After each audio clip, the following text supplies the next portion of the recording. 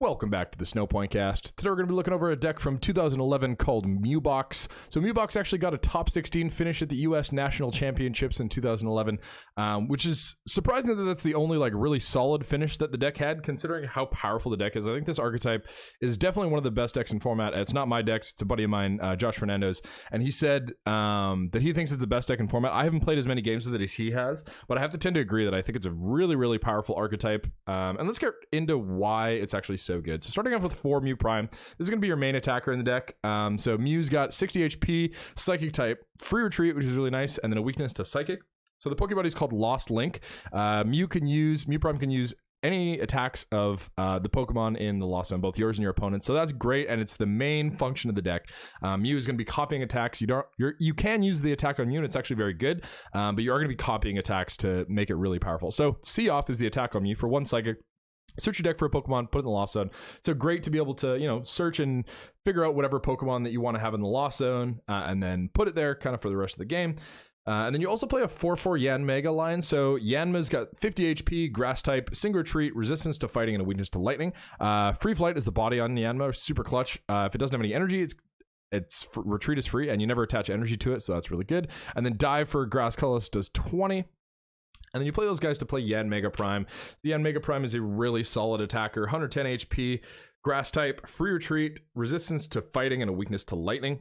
So the Pokebody is called Insight. It says if you have the same number of cards in your hand as your opponent, the attack cost of each of Yanmega's attacks is 0. So that is going to be a main function of the deck. You do play a ton of cards that let you equalize your hand with your opponent, and then with Yanmega, it's just so good. So linear attack for Grass Colorless, choose one of your opponent's Pokemon. This deck does 40 damage snipe to that Pokemon, which is great. And then Sonic Boom for Grass Colorless just does 70, but those attacks are free if you have the same amount of cards in your hand as your opponent. So either you snipe 40 or hit to face for 70, which is actually really hit to face. I've been playing too much Magic lately. Hit the active for 70.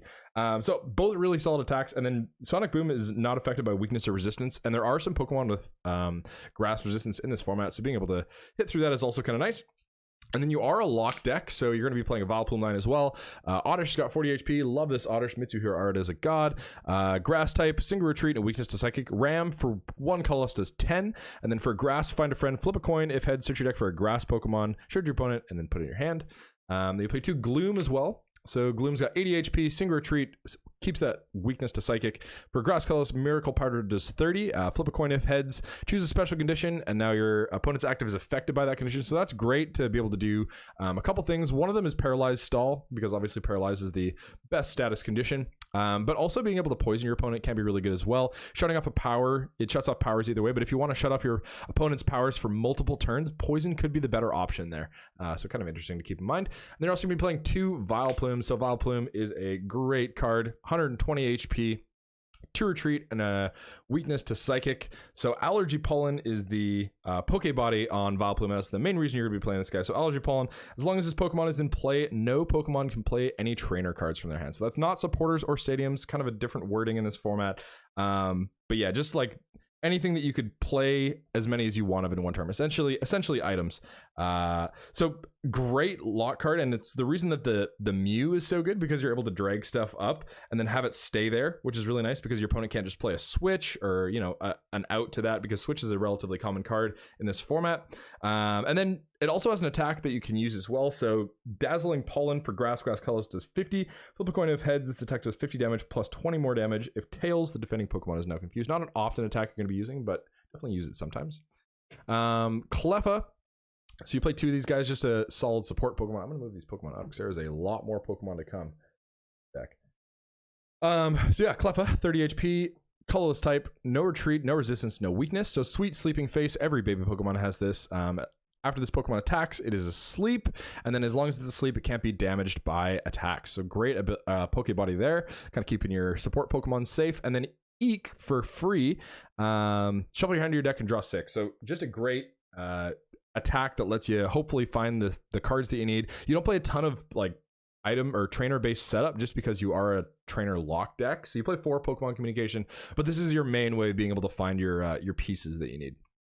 Okay, so now we're going to be getting into the lines that don't have basics. So these are going to be all the Pokemon that you are going to be seeing off into the lost zone, and then being able to use their attack. So Muck is one of the main attackers. It's one of 2 main attackers they're going to be using, and then the other ones are all really good, but just for different situations.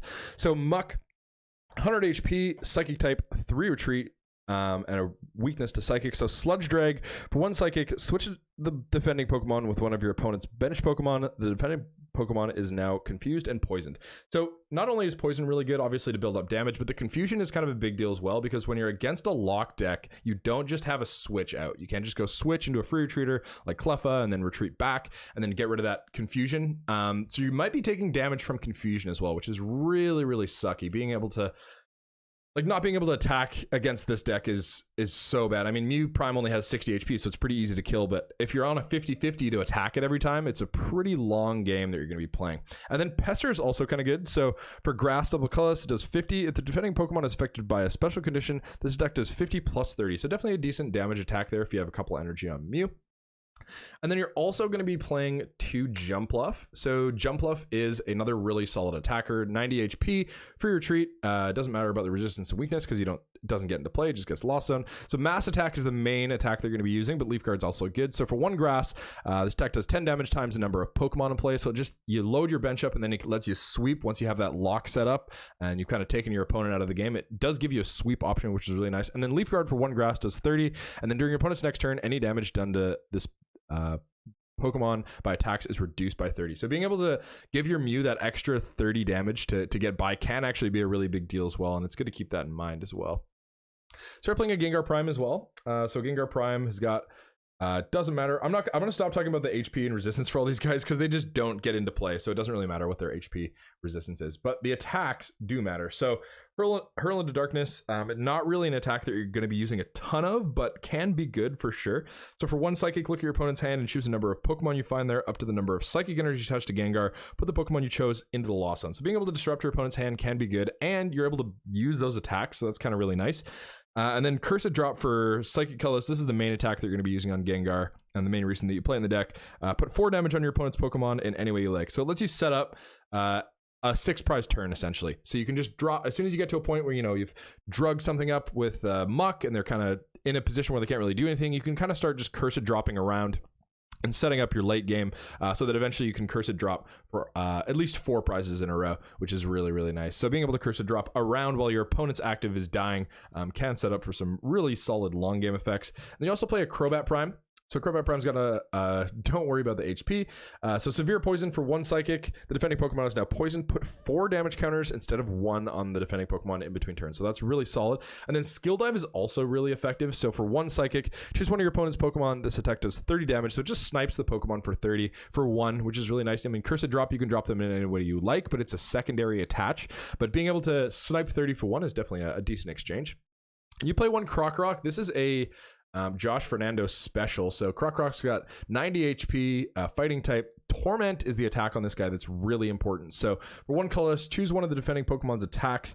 That Pokemon can't use that attack during your opponent's next turn. So really great, because there's a ton of Pokemon in this format that only have 1 main attack, like Magnezone. It's really important against Emboar, because you drag off an Emboar, and usually what they do is they try to Inferno Fandango to it, and then they try to blow you up with the Emboar. But when you have Torment, that kind of just auto wins you Magnabor, which is like one of the other really good decks in the format. It won Worlds that in 2011. So being able to have an option against Emboar when they try to Inferno Fandango to it is really, really solid. And also, just depending on the situation, depending on what your opponent's doing, if they're just Cleffaing and setting up and it seems like they don't have anything, you can just Torment it. And I'm pretty sure these Cleffas are Japanese, so I'm not 100% sure. But I'm pretty sure that Sweet Sleeping Face only prevents damage, not effects of attack. So if you Torment, it might be able to prevent Eek next turn. Even if they're not taking damage, you are able to kind of mitigate that setup a little bit, which is really nice as well. And then you're playing a Zork as well. So Zork is also kind of clutch. So the 2 attacks, first one for 1 dark, nasty plot. Search your deck for a card and put it in your hand. So okay, not amazing, not awful, but it can be good in some situations if you're trying to find a Vileplume or something like that. And then Foul Play is the main reason you play it. So for 2 colors, choose one of the defending Pokemon's attacks and use it as this attack. So that's a great counter to RDL, where it calls it Deoxys Legend, which is a card that Raybor plays really solid, and really just depending on what you're going up against, Magnezone, being able to foul play to copy your opponent's active attack. There are some really good attacks in this format, so kind of clutch there. And then these are this Pokemon is also a see-off Pokemon, but it is a basic, so you can attack with it as well. So 50 HP, single retreat, weakness to grass, hang down for 1 cost does 10, and then Spiderweb is the main attack that you use this for, and this is what you're going to be seeing off for as well. So for 1 grass, the defending Pokemon can't retreat during your opponent's next turn. So if your win condition, depending on what the board kind of looks like, is Deck Out, being able to bring something up and then Spiderweb it, making sure that it can't retreat, is really nice as well. Or you could just bring it up with Muck and then Spiderweb it so that it can't retreat, and then it keeps that confusion and poison on the active, and that is also very deadly. Okay, so these are 2 guys that you could see off, but also are useful on their own as basics. So Tyrogue is the first one, 30 HP, fighting type, no weakness, resistance, or retreat. Sweet Sleeping Face, the same Pokebody as Cleffa. As soon as this Pokemon attacks, it's asleep, and then, or not as soon as it attacks, but like that's what the Mischievous Punch does. But when this Pokemon is asleep, it can't be damaged by attacks. So yes, it can be damaged by attacks. So the Torment does go through on the Cleffa. Kind of good to keep a note there. You can torment the Cleffa, and that can be very tormenting, pun intended. A Mischievous Punch for free does 30. This is actually kind of a good donk attack as well. So knocks out a Magnemite in 1 hit, which is really nice. You can steal a donk, steal a game there. For free, does 30, and then this attack's damage isn't affected by weakness or resistance. So actually, I'm a liar, and I don't know the cards at all, and it's not affected by weakness. So silly me, I actually don't know what I'm talking about. But you can donk Cleffas and other baby Pokemon with the Tyrogue, so it still is a decent donk option. And then this last card is one that can definitely win you the game, and kind of one that fits in with the Cursed Drop setups as well as the Yanmega. So Jirachi, 60 HP, Psychic type, single retreat, and a weakness to Psychic. Stardust Song is the Poke Power, so I'm just going to read it because it's so small and I can't really read it from here. Once during your turn, when you put Jirachi from your hand into your bench, you may flip 3 coins for each head, search your discard pile for a Psychic Energy, and attach it to Jirachi. So you do play a decent amount of Psychic Energy, so that is also an ability that you can use for sure. Time Holo for 1 Psychic. Choose a number of your opponent's Stage 1 or Stage 2 evolved Pokemon up to the amount of energy attached to Jirachi. Remove the highest stage evolution card from each of those Pokemon and put those cards back into your opponent's hand. So when you put enough damage counters on your opponent's board, you're able to just Time Holo, and if you have like 3 energy back, you can send your opponent's highest evolution card back. And then as long as the Stage 1 or basic, if they got a candy off, has enough damage on it, then they just get knocked out. And that also clunks your opponent's hand up, because now they can't just evolve those, and then if you hand disrupt them, those are cards in their deck that are not great that they want to draw. So Time Holo, definitely a win condition card, a really solid attack, but also a good board clear. I mean, if you can get a board clear off that kind of takes out your opponent's board, that can also lead to a win for sure. Okay, so you play big 4 item cards. Pokemon Communication. Reveal a Pokemon from your hand, put it on top of your deck, and then choose another Pokemon from your deck and put it back in your hand. So just important for finding your Vileplume pieces or Yanmega, or you play so many different Pokemon, and having these guys in your hand is actually bad because you want to see them off with Mew. So being able to put it back with Pokemon Communication is very nice. Then you're also going to be playing 4 Pokemon Collector, search your deck for 3 basic Pokemon, put them in your hand. So amazing setup card. Usually you're going to be getting Mew, Yanma, and an Oddish, but depending on what you need, might get a Cleffa as well, or maybe even a Jirachi or a Tyrogue, board dependent. You're also going to be playing 4 Copycat. This is mainly so that you can be attacking with Yanmega Prime for free. So shuffle your hand to your deck, and then count the number of cards in your opponent's hand and draw that many cards. Also really clutch, because when you're trainer locking your opponent with Vileplume, it makes it very difficult for them to make their hand size smaller unless you judge them. Being able to Copycat can find you a lot of resources if you need to find energy or Pokemon or whatever. And speaking of Judge, also play 4 Judge.